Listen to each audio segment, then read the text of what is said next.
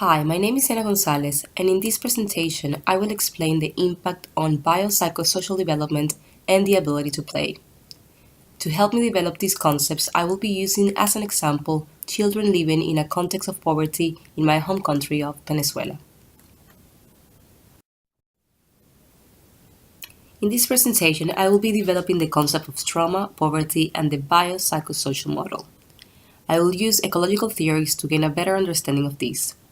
I will then propose 4 ways in which trauma from poverty affects play development. So what is trauma? Trauma is defined by Ter as the mental result of one sudden external blow or a series of blows rendering the young person temporarily helpless and breaking past ordinary coping and defensive operations. Ter then goes on to identify 4 specific characteristics in traumatized children: strongly visualized or otherwise perceived memories, repetitive behaviors, trauma-specific fears, and changed attitudes about people, aspects of life, and the future. Ter also does a distinction between trauma type 1 and type 2. Type 1 being a single traumatic event of a brief duration, and type 2 trauma describing long-lasting and or repeated traumatizations. Interestingly, the word trauma comes from the Greek word of wound, traumatikos, which seems very fitting considering that trauma can be explained as a wound affecting physically and emotionally a person, which would be a consequence of a one-off event or a result of circumstances in which a person is subject to external events that cause damage to his integrity and causes suffering, physically or mentally. So, based on this, could poverty lead to trauma in children?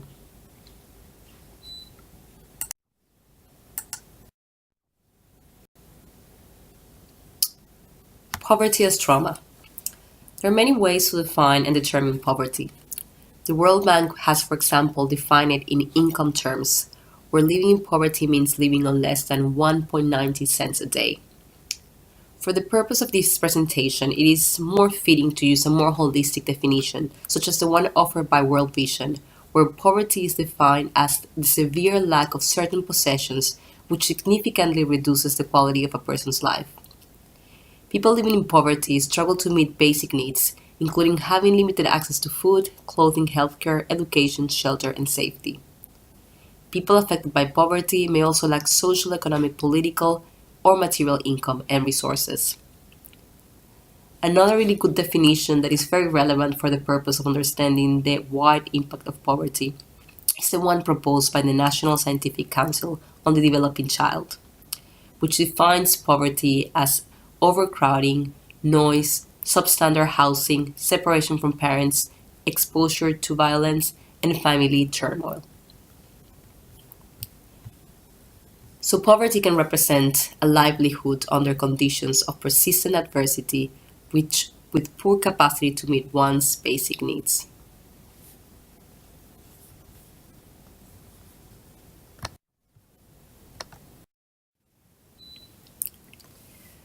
To understand the effect poverty can have to the children living in the marginalized sectors of society, it is useful to consider ecological theories, such as Bronfenbrenner's biological model, where the focus is on understanding the dynamics between 4 interacting dimensions: process, person, context, and time, as well as Summersoft's transactional model, which focuses in the interactions between nature and nurture.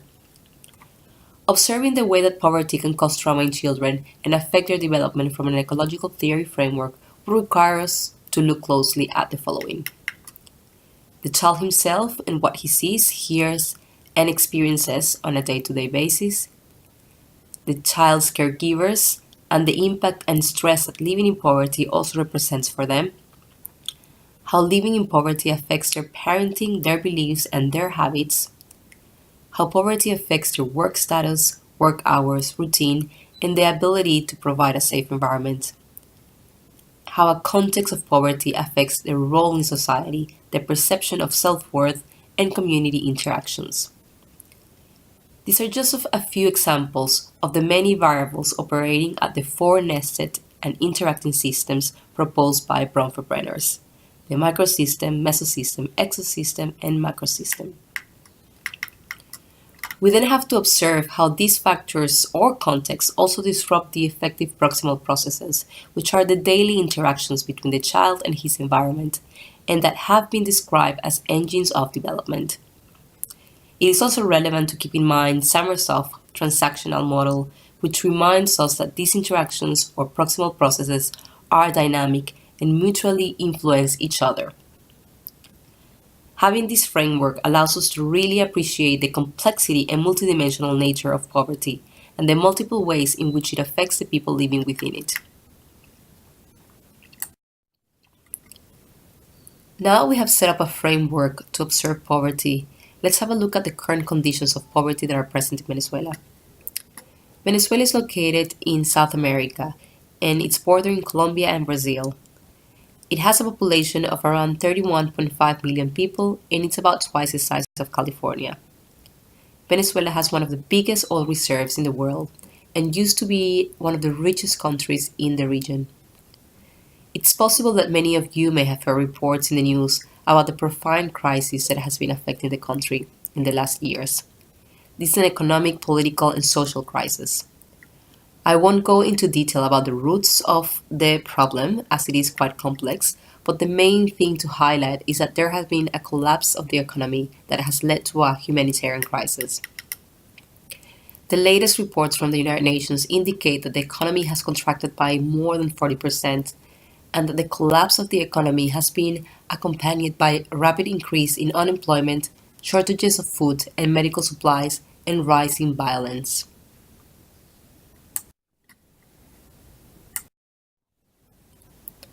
In this context, more than 3 million people have fled to neighboring countries. Reports suggest that 9 out of 10 Venezuelans live below the poverty line, and 300,000 children are at risk of dying of malnutrition. In these slides, we can see some quotes from online newspapers such as the Washington Post and the New York Times, talking about the incredible sad situation that is being experienced in Venezuela.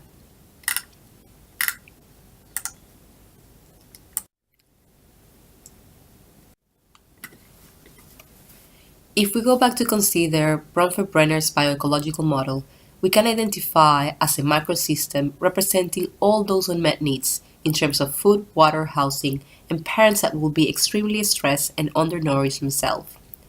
The mesosystem representing the relationships with the community and with the schools, which most likely will be fractured and deeply affected by the crisis and violence. The exosystem represented by the general crisis in the country, the hyperinflation, plus the very significant daily hassles existing, such as blackouts, shortages, among many others. All the factors described will create a macrosystem of deep chaos and stress. So now that we have set the context of what trauma is, what poverty is, and how this is presenting in Venezuela, I will analyze how this can affect the biopsychosocial development of children and their ability to play. The biopsychosocial model was developed by Engels with the intention of considering the whole person, including not only the physical but also the individual, social context, and life conditions, as well as psychosocial factors in their experience of disease. Sarah Woods explains that this was developed as an alternative to a reductionist biomedical model. The BPS model allows us to take into consideration how biological, psychological, and social factors affect an individual and interact between each other, helping us determine why a person may be suffering from a disorder. The biocomponent examines aspects of biology that may affect a person's health, which can include brain changes, functioning of body organs and processes, and even genetics.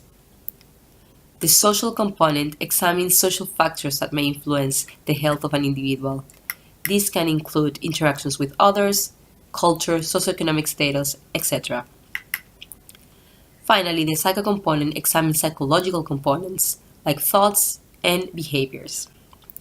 The key element of this model is that all three components are interconnected and affect each other.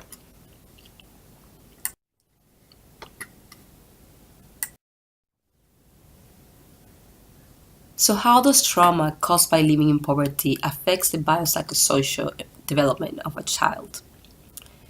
In the last year, there have been extensive research of how living in a context of poverty can have very significant effects in the developing brain of a child, that can have negative impacts that last all the way till adulthood. Because poverty represents not only one type of adverse event, but a multitude of circumstances that affect all levels of a child's environment, not only in a contextual way, but also affecting the day to day interactions.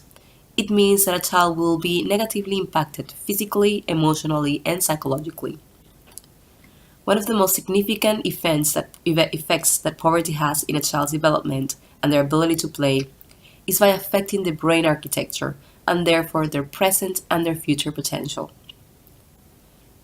To facilitate the process of understanding the impact that poverty can have in a child's developing brain, I will identify the following triggers.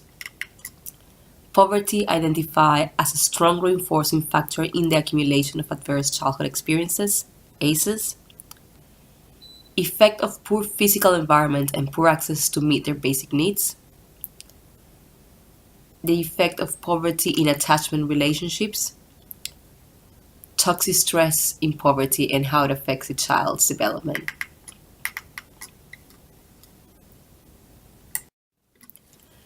Poverty has been identified as being a strong reinforcing factor in the accumulation of adverse childhood experiences and the subsequent stress that these cause.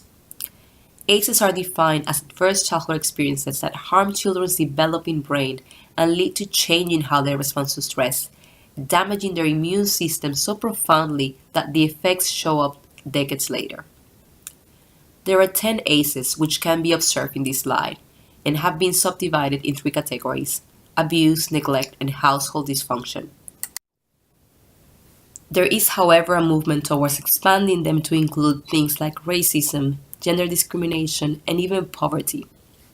In these regards, Hughes and Tucker, in their paper on poverty as an ACEs, indicate that there is a growing number of evidence suggesting that there is a strong correlation between poverty and exposure to ACEs, and that children living in poverty are more likely than their peers to experience adverse experiences.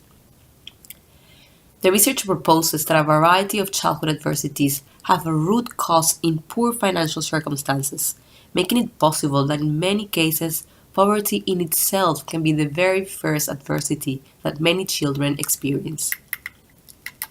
The more ACEs a child experiences, the more likely he or she is to suffer from chronic diseases and most mental health illnesses later in life. ACEs affect children's development due to the toxic stress response they cause on the body, which I'll explain in more detail shortly.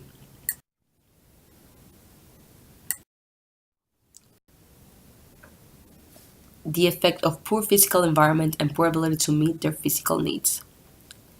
Children in Venezuela are affected by the physical facet of poverty, which is represented by things such as poor housing, exposure to toxins, and poor access to food and water, which further exacerbates all the biological and emotional impacts of poverty described before. Because of this, as well as a collapsed healthcare system, these children are likely to be in poorer health conditions, with more short-term infectious illnesses, chronic conditions such as asthma, and have even been reported to now be suffering from once eradicated illnesses such as measles and diphtheria. Moreover, the slums or barrios where they live would make them very vulnerable to environmental hazards, environmental toxins, and have a direct impact in the availability of space for safe play.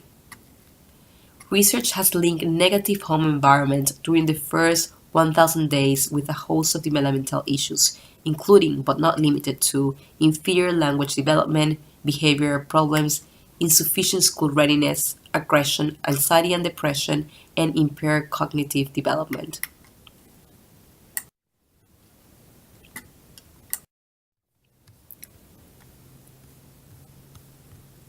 The effects of poverty in attachment relationships.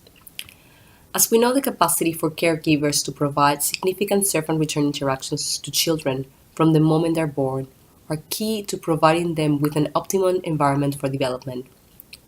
These serve and return interactions, which represent the first forms of play, are key for the forming of strong nurturing relationships with caregivers, which are paramount in providing the organizing framework and representational models for a child's future relationships and their developing of the worldview and sense of self. The forming of these relationships and the quality of the serve and return interactions can be greatly compromised in a context of poverty. As an example, a family in Venezuela living in poverty, it's quite common to see that parents would be under great amounts of stress due to the crisis that they're living. They themselves would be a product of intergenerational poverty and would very likely lack education about how to parent their children. Their lack of resources would mean that they have to work many jobs for long hours, often spending very little time with their children. This would have a significant impact in their relationships and, of course, in their development. This assumption is consistent with research findings that have found that parents' depression and anxiety about financial problems increase their punitiveness, unresponsiveness, and harshness toward their children. Research has also found that living in stressful environments with high levels of community violence and trauma can be linked to a less positive perception of one's children and decreased ability to monitor one's children.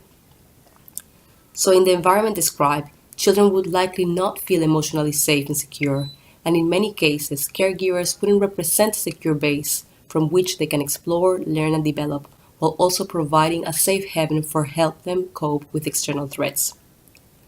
Not having a secure base means that children may not have a framework needed for the child to regulate emotions and behaviors and to be able to mediate the effects of trauma, which could serve as a significant buffer to the stresses related to adversity experience.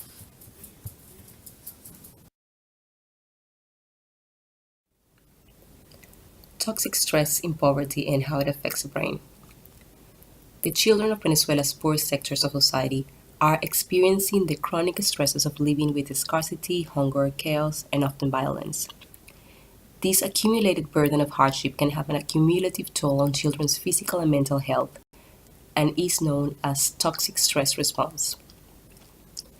Toxic stress is defined by the National Scientific Council on Developing Child as what happens when children experience severe, prolonged adversity without adult support. When stress hormones like cortisol remain persistently elevated for too long due to the accumulated burden of hardship, the size and neural architecture of the brain amygdalas, hippocampus, and prefrontal cortex begin to change rapidly, affecting important behaviors like executive functioning, memory, and emotional responses. In this permanent state of elevated cortisol, children operate mainly out of the base of their brain, the brain stem. Dr. Shoshana Lyons explains that in this situation, the child is stuck in the primitive brain, as he feels that he is constantly in survival mode. As the brain is built up in a hierarchical way, bottom-up sequence, if a child is stuck in the lower section of the stem, very little information is passed up to the higher parts of the brain, making it harder for them to manage their emotions or behaviors, to think, reflect, or learn, which are all executive functioning, which happens in the frontal lobe. This is also described by her as the brain being stuck in the survival loop. We can see a picture here of what is described as a survival loop, where a child will be perceiving any situation as a danger situation and would go into fight or flight or freeze. And this is a loop that is really difficult for them to get out of.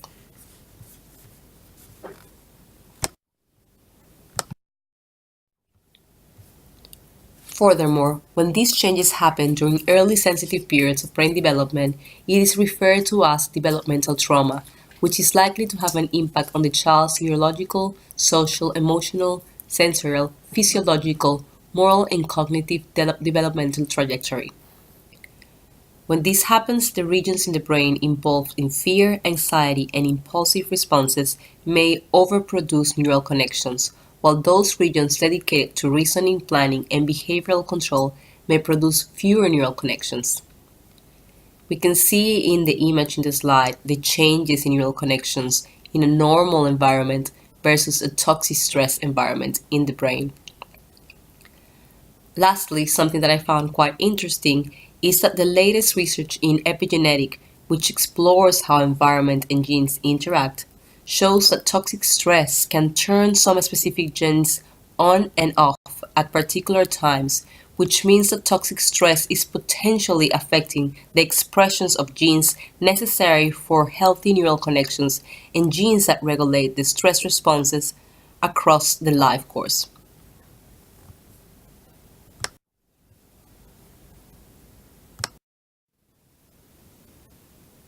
So how does the trauma caused by living in poverty and being subject to toxic stress affects the ability to play? Understanding play development as the role of play in relation to the different aspects and stages of child development, we can propose that the trauma experienced by children living in poverty would manifest through their ability to play in all developmental stages. Considering all the impacts that we have described before, it is likely that their ability to play in a developmentally appropriate way would be hindered. It is possible that post-traumatic play, as it's been described by Ter, would be present instead. Ter defines post-traumatic play as repetitive, rigid literal, devoid of pleasure, and most importantly, failing to produce the usual gains of play, such as decreasing children's anxiety.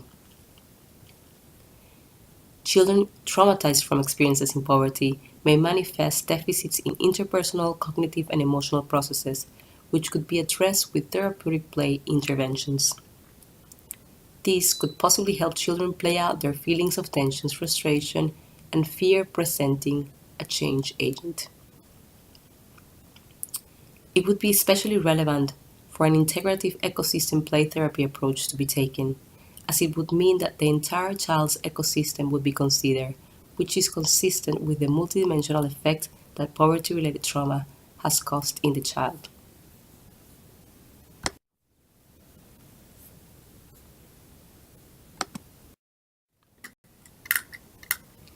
In conclusion, children living in extreme poverty, as the one present in Venezuela at the moment, are very vulnerable to the damaging effects of toxic stress, have a high probability to be experiencing a high number of ACEs, and possibly suffer from both developmental trauma and relational trauma due to the poor relationships with caregivers. These all have very significant consequences for their biopsychosocial development and subsequently their ability to play. In these very sad circumstances, the one promising perspective is the knowledge that these changes, although long-lasting, do not need to be permanent, and because of the plasticity of the children's playing, it is possible that the trajectory of their path could be changed, and they could still have the possibility of a better future. It is important to keep in mind Maslow's notion that the capacity for children to have their basic human needs met will need to be satisfied if they are to progress in their development of higher levels of psychological health and well-being.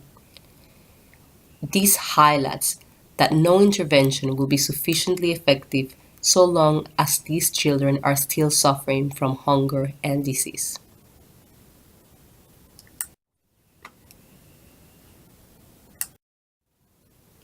Thank you so much.